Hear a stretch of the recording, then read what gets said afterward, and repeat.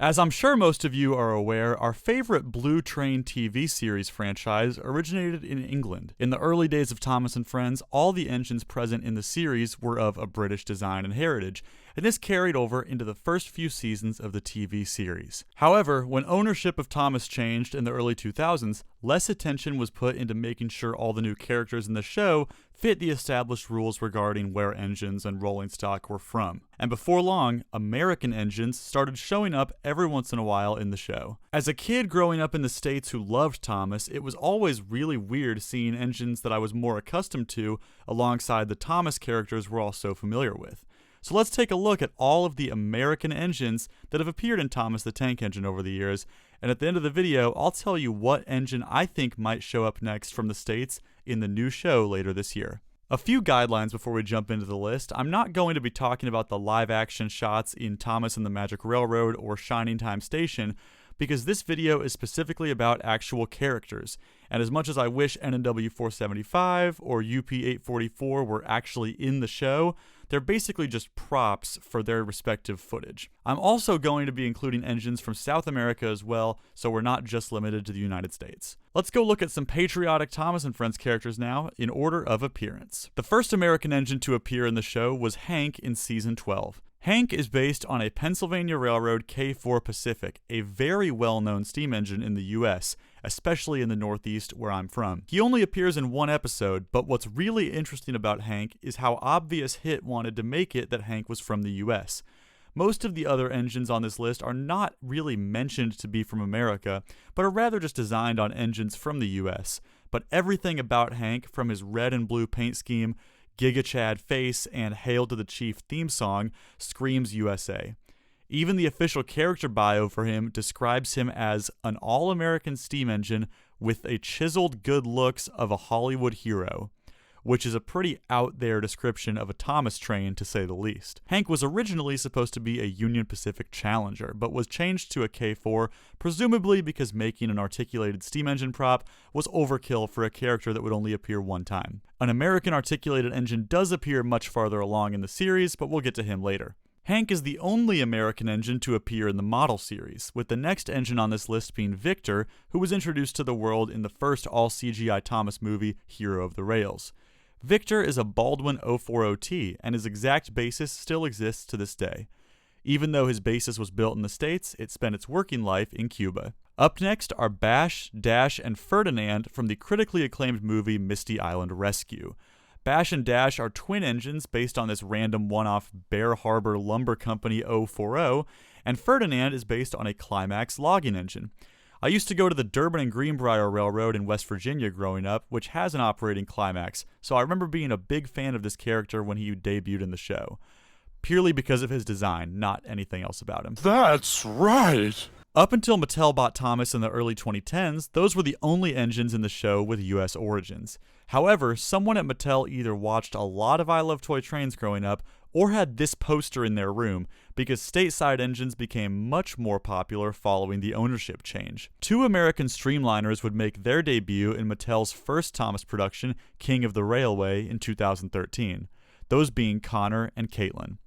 Connor is based on the streamlined New York Central Dreyfuss Hudson, a super iconic engine that I did an entire video on not long ago. And Caitlin is a Baltimore, Ohio P7 President Class streamliner. Like Hank, both characters' liveries are completely fictional and don't resemble what the real engines looked like. Their CGI models are pretty faithful though, even nailing the details in the drivers and side rods. The next Yankee to debut in the show would be Porter in Series 17. Porter is named after his basis, a Porter 060 tank engine. This CGI model is pretty faithful to his basis, which gave Bill and Ben the nickname for him, Bumpy Boiler. 2014 saw the release of Tale of the Brave, and with it a whole bunch of new characters, including Timothy, another tank engine from the States. There's not a specific railroad that Timothy is linked to, but rather his design is sort of a catch-all mix of different oil-burning tank engines from the early 1900s. The next two characters were part of the Sodor Storybook Collection, a promotional series that produced 3 new characters. Interestingly enough, 2 of these 3 characters would never appear in the show, and Sam wouldn't make his brief appearance until a few years after his book came out in the movie Big World, Big Adventures. 2 of the 3 characters in these books were American designs, the first being Dustin, a rotary snowplow, and the second being my all-time favorite Thomas character ever, Howdy. Sam. I'm Why is Sam. this my favorite Thomas character?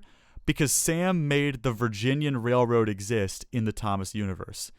There's nothing really else to talk about for these guys. Dustin's based on Oregon Shortline number 762, and Sam is a Lima Locomotive Works Allegheny, and he is perfect. Series 19 brought us Philip, another engine from the Pennsylvania Railroad. Philip is not as accurate as Hank in terms of basis, however, with Philip being a weird combination of two different box cab designs.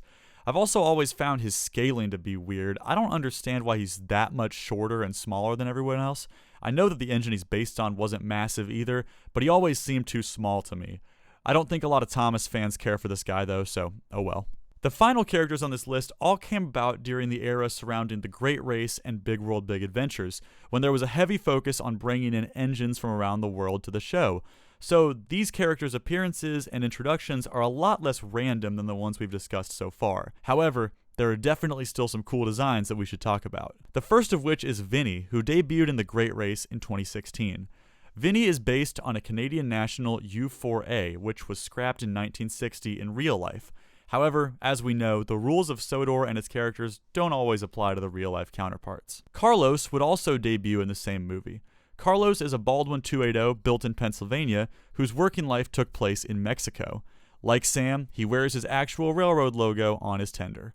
And the final American engine to appear in the show so far is Bo, a Baldwin 440. Much like Hank at the beginning, it's a little bit too obvious that Bo is from the States, so we're kind of starting and ending this list with the most stereotypical looking engines.